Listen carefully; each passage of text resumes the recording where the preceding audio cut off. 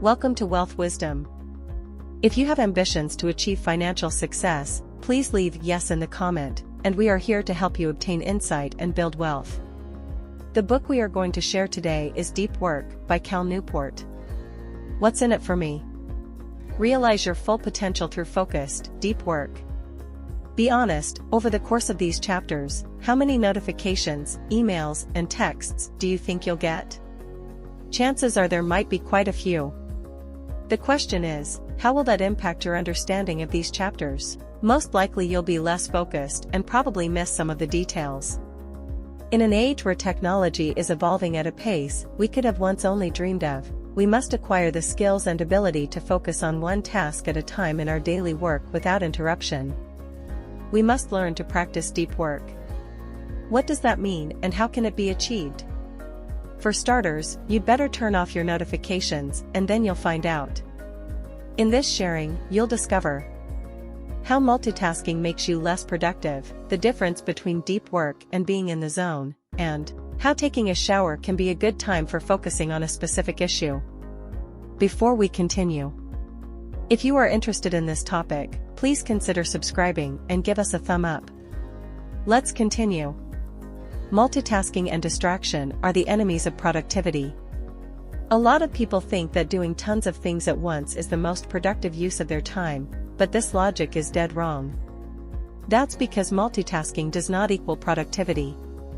Sophie Leroy, a business professor at the University of Minnesota who conducted research on this phenomenon in 2009, shows why. She demonstrates that when switching from task A to task B, our attention stays attached to the first activity, which means we can only have focus on the second, which hurts our performance. Her experiments utilized two groups. Group A worked on word puzzles until she interrupted them to go on to reading resumes and making hypothetical hiring decisions. Group B got to finish their puzzles before moving on to the resumes. In between the two tasks, Leroy would give a quick test to see how many keywords from the puzzles were still stuck in the participants' minds.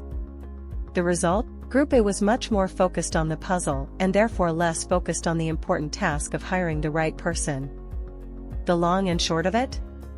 Multitasking is no good for productivity. Neither is being electronically connected all the time. In fact, while it might seem harmless to keep social media and email tabs open in your web browser, the mere fact of seeing things pop up on your screen is enough to derail your focus, even if you're not immediately addressing notifications. For instance, a 2012 study by the consulting firm McKinsey found that the average worker spends over 60% of the workweek using online communication tools and surfing the internet, with just 30% devoted to reading and answering emails. Despite this data, workers feel like they're working more than ever.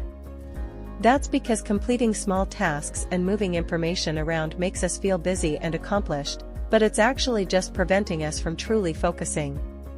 There are different strategies for achieving deep work, all of which require intention. So now you know some of the roadblocks that get in the way of deep work, but how can you overcome them? While there's no universal strategy, here are a few you might find helpful. The first is the monastic approach. This strategy works by eliminating all sources of distraction and secluding yourself like a monk. The second is called the bimodal approach, which involves setting a clearly defined, long period of seclusion for work and leaving the rest of your time free for everything else. The third is the rhythmic approach. The idea here is to form a habit of doing deep work for blocks of, say, 90 minutes and using a calendar to track your accomplishments. And finally, the journalistic strategy is to take any unexpected free time in your daily routine to do deep work. But regardless of which technique you employ, it's key to remember that they're methodical, not random. In fact, that's exactly the difference between being in the zone and deep work. After all, you get in the zone by chance and often only after hours of procrastination. On the other hand, deep work is intentional and desired, which makes it essential to have rituals that prepare your mind for it. One ritual might be to define your space. It can be as simple as placing a "Do Not Disturb" sign on your office door, or going to a library or coffee shop.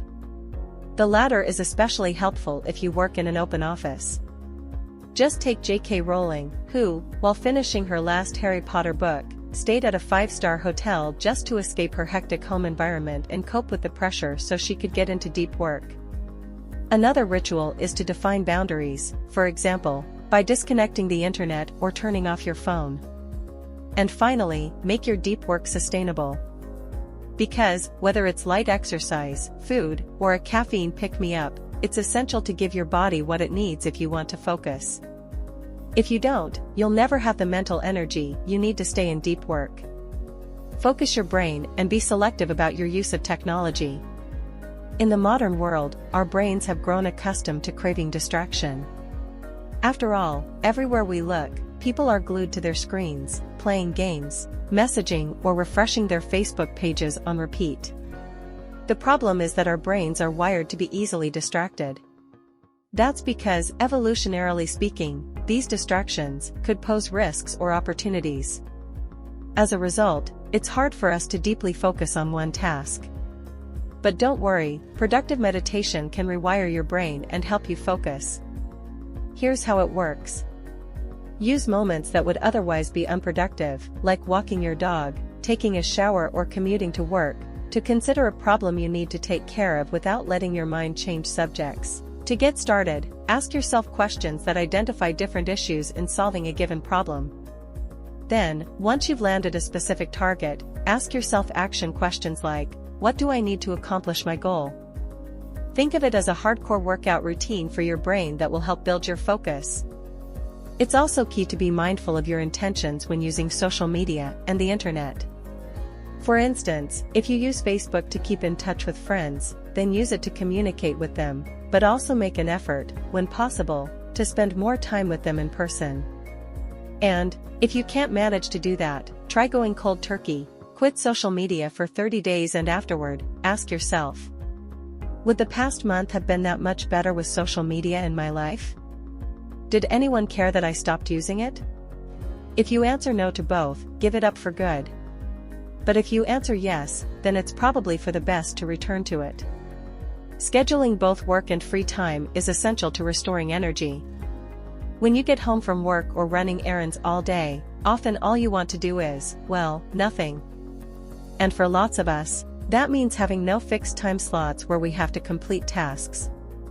But ironically enough, we end up stuck in the same routine every night. We watch TV, scroll through our phones, or stare at our computers.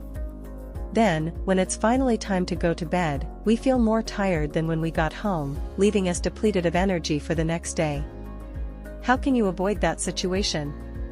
By scheduling everything you do, you'll free up time for being mindful of how you spend it.